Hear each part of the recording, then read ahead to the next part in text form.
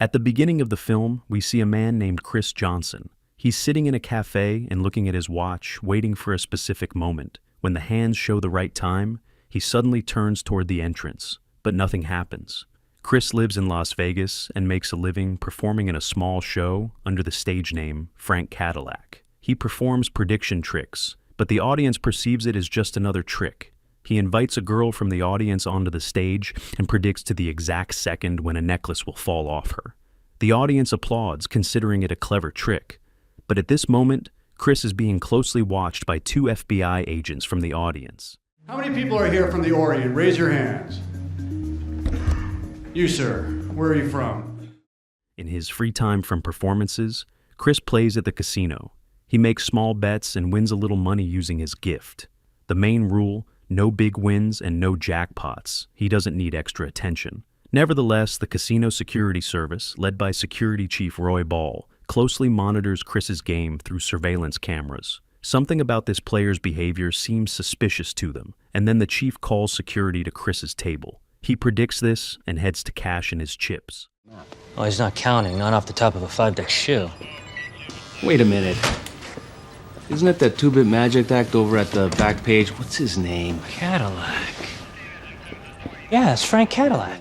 On the way, he sees a brief flash of the future. In a few seconds, a robber with a gun will approach the cashier and shoot 2 employees. Cris approaches the cashier exactly at the moment when the armed man appears. The robber points his gun, but Cris lightning fast snatches the weapon from him and neutralizes him.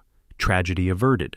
However, the casino security doesn't understand what happened. They only see that Cris is holding a gun, and they chase after him. All security services are sent to capture him. Using his ability, he easily dodges the guards. After all, he sees 2 minutes ahead of every movement they make and passes between them like a ghost. We're on the floor, right? Bring up the other cameras. In the parking lot, Cris steals the first car he finds and drives away. The stakes are rising. Now the police are chasing him. A chase unfolds through the streets of Las Vegas. Cris approaches railroad tracks. He sees that in a few seconds a train will pass, and...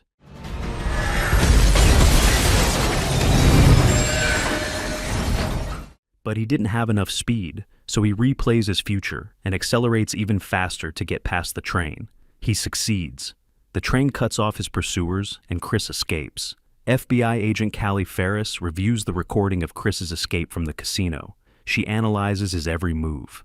The woman understands that this person truly possesses a unique ability. Her boss interrupts her, reminding her of the priority task. He tells her that terrorists have stolen a nuclear device and are planning to detonate it in Los Angeles. The FBI is frantically searching for the bomb, but without results. Therefore, the boss isn't interested in Cris, but still, Callie manages to convince her superiors of the need to involve Cris in the operation. She summons Roy Ball, the casino security chief, and interrogates him, trying to understand the mechanism of Chris's ability. Analyzing recordings of Chris's game, Callie concludes that he sees the future at least 1.5 to 2 minutes ahead. That's enough to help find the bomb.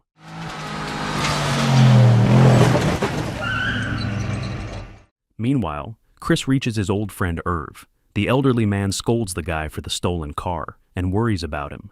They play billiards and discuss the girl Cris saw in his vision. She's the only one he's seen beyond 2 minutes. Cris is sure this stranger from the diner could be his true love. Irv advises him to forget about her and not take risks. Suddenly, Cris freezes. He sees that in a minute an FBI agent will come here. But this time, he's not going to run. He's curious what the special services want from him. A cop? Well, then you gotta go. Hold on. I want to see how much she knows, what she wants from me. Callie enters. She asks Irv to leave and remains alone with Cris. The agent hints at his precognition ability, but Cris plays dumb, referring to his magic show. Callie doesn't back down and gets straight to business. She describes the situation with the stolen nuclear device and asks for help, appealing to patriotism and sense of duty. However, Cris categorically refuses. He doesn't want the government to know about his ability. Then Callie resorts to threats. She reminds him of the stolen car and other violations. She offers a deal, but Cris is adamant. He refuses, and at that moment, armed FBI agents burst into the room. They surround Cris. But time suddenly rolls back again. It turns out Cris calculated this future scenario. He hastily retreats through the back door. When Callie enters the billiard room, she finds only lonely Irv playing. The agent disappointedly realizes she was short by just a couple of seconds. He's gone, right? Roybal walks to his car in the parking lot. He's intercepted by a strange couple. Introducing themselves as Gaming Commission employees, they inquire about Cris Johnson. Roybal says he knows nothing. Without hesitation, these people shoot him in both knees and knock him to the ground. Pressing a knife to his throat, they threaten to kill him if he doesn't tell them everything about the Prophet.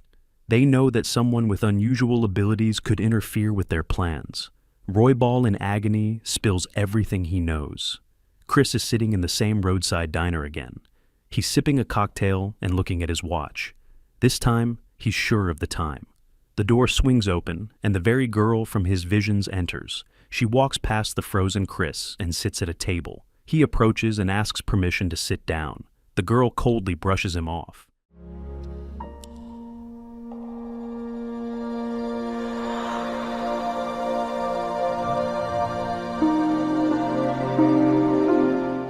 Cris uses his ability. He runs through several future scenarios, trying to find the right words for introduction. Time and again, time rolls back and he tries different approaches. Nothing works. The girl is clearly not disposed to conversation. Then, a guy in a white suit enters the diner. He calls the girl Liz and sits at her table. It turns out this is her ex-boyfriend named Kendall. He asks her to give him a second chance, but Liz refuses. Kendall starts raising his voice and roughly grabs her arm. Cris intervenes. The ex-boyfriend tries to hit Cris, and he easily dodges every punch, seeing them seconds before they land. Along the way, Cris introduces himself to Liz, showing a cheap coin trick. The girl is not impressed. Cris sees that this scenario doesn't work either. Time rolls back again. Everything happens according to the same script, but this time, Cris deliberately takes Kendall's punch. The guy hits him in the face. This works. Liz chases away her ex and helps Cris get up. She invites him to sit at the table. Cris says his car was stolen, and he needs to get to the Indian reservation. Liz is heading there anyway. She teaches at the local school. The girl agrees to give him a ride. They get in the car and hit the road. The couple drives against the backdrop of the picturesque landscapes of the Grand Canyon. Cris starts a conversation, considering their meeting fate. However, Liz doesn't share his romantic mood. She remains guarded. Meanwhile, Callie and her partner Kavanaugh interrogate the diner staff. The waitress tells them where the couple headed. Kavanaugh informs Callie about Roybal's murder. He was found dead with his throat cut. It becomes clear that the terrorists are also hunting Cris. They want to eliminate him before he interferes with their plans. After the conversation, we're shown a seaport where certain people are unloading containers with the nuclear installation. They're the ones who killed the casino chief looking for Cris. Later, we're shown how Cris and Liz arrive at the Indian settlement. The girl brought a birthday present for her student, a local boy. Cris doesn't stay on the sidelines either. He shows the kid a trick, turning a stone into a small lizard. The child is delighted. Liz also starts warming up to her companion. In the evening, they drive along a rainy night road. Liz falls asleep, settling on Chris's shoulder. Ahead, the road service has blocked the way. The downpour washed out the roadway, and passage is impossible. They have to turn around and check into the nearest roadside motel. FBI agents detect Liz's car through traffic cameras. Callie orders Kavanaugh to immediately head to the location. They have a chance to catch the prophet. The couple checks into a motel called the Cliffhanger. There's only one bed in the room. Cris, being a gentleman, says he'll go sleep in the car. Liz doesn't object, but she sighs heavily. She can't sleep, gets up and looks out the window.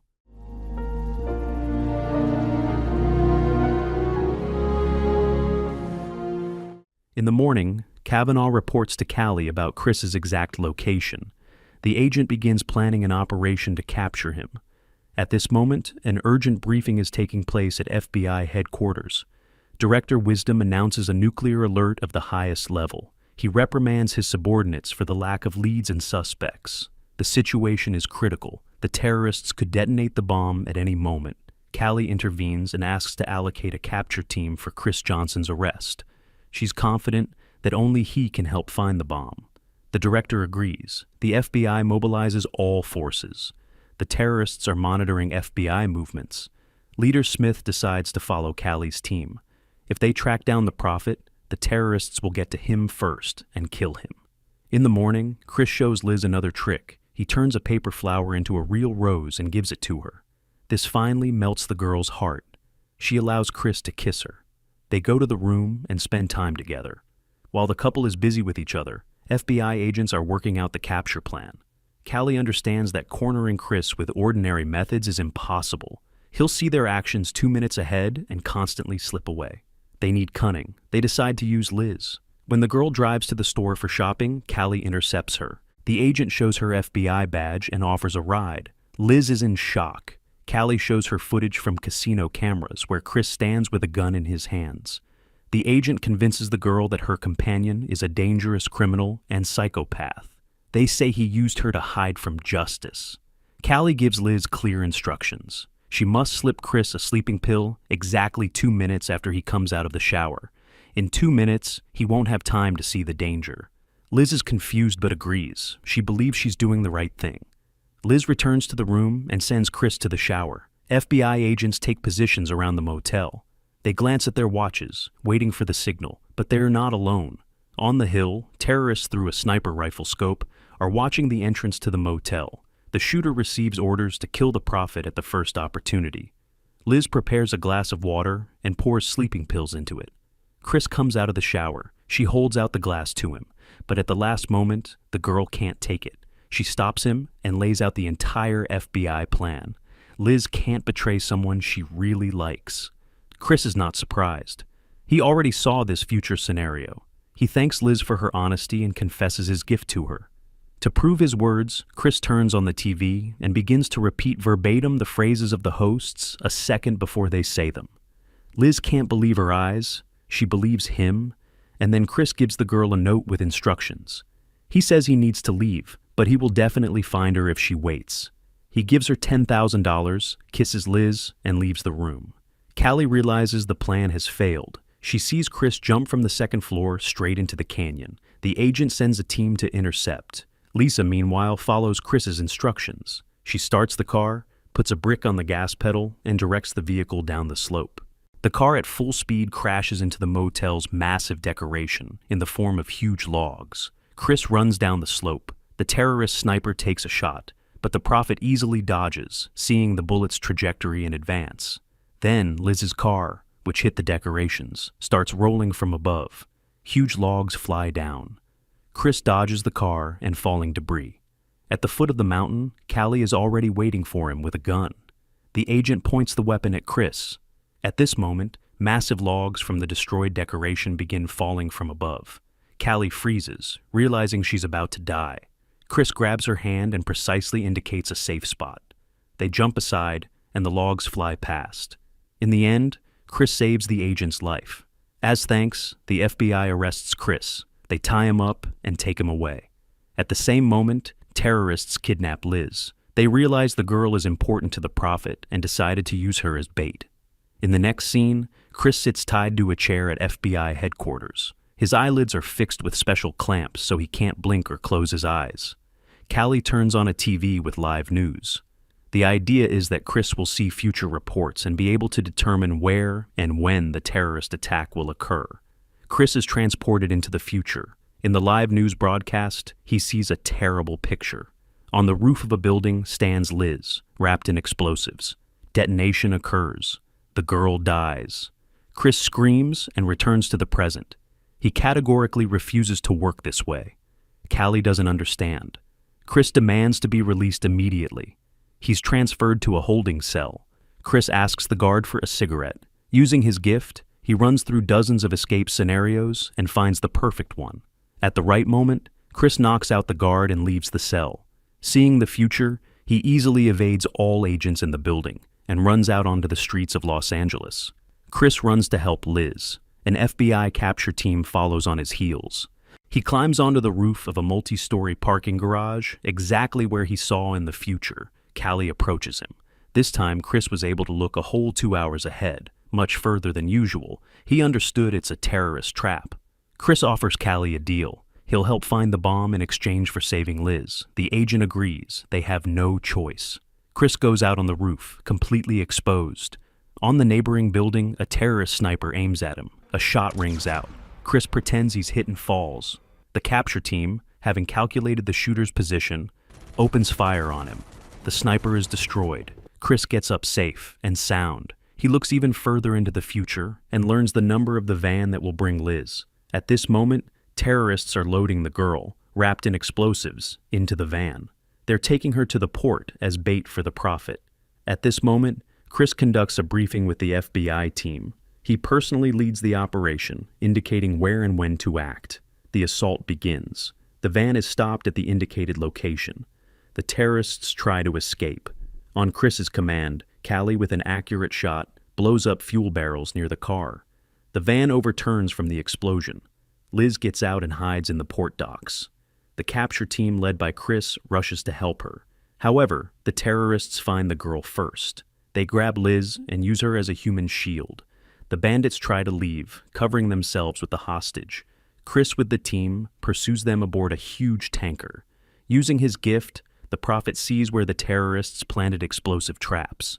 He leads the team along a safe route, avoiding the detonation of several bombs. Then something amazing happens. Cris seemingly clones himself. He runs through dozens of future scenarios simultaneously, combing every corner of the tanker, searching for Liz. He sees himself in multiple places at once. It looks like several Crissies are running around the ship simultaneously. He finds the girl's location. The capture team neutralizes several terrorists in a firefight. One of the FBI fighters dies. It's Callie's partner, Kavanaugh. The agent takes the loss hard. Cris leads the team to the tanker's hold. There they find the terrorist leader Smith, who holds Liz in front of him as a shield, pressing a gun to her head. Smith threatens to kill the girl if they come closer. Cris starts running through all possible future scenarios. He sees dozens of outcomes, but in most of them, someone dies. Finally, he finds the only right path. Cris rushes straight at Smith. The terrorist shoots. Cris dodges the first bullet, then the second, then the third. He's like dancing between bullets, anticipating every shot.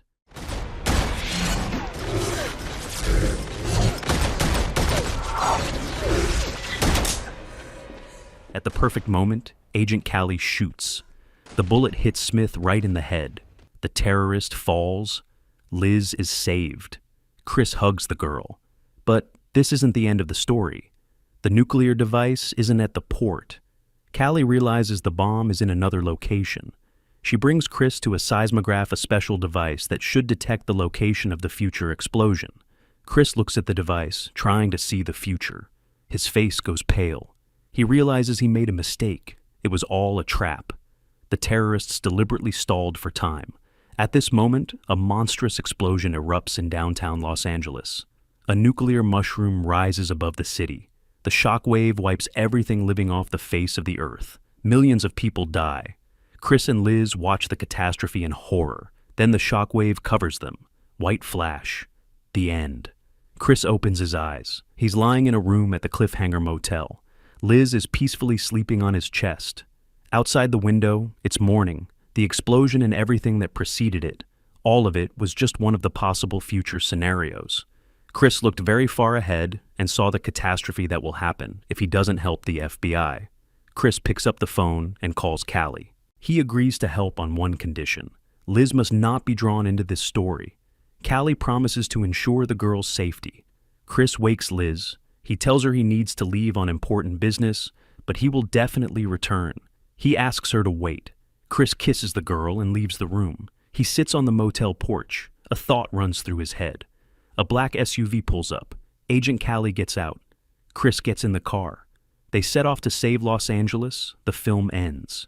Cris understood that his ability is not just a gift for personal gain. With great power comes great responsibility. He can change the future and save millions of lives. Now he has a chance to fix everything. He looked further than ever before and saw the catastrophe, but he also saw how to prevent it.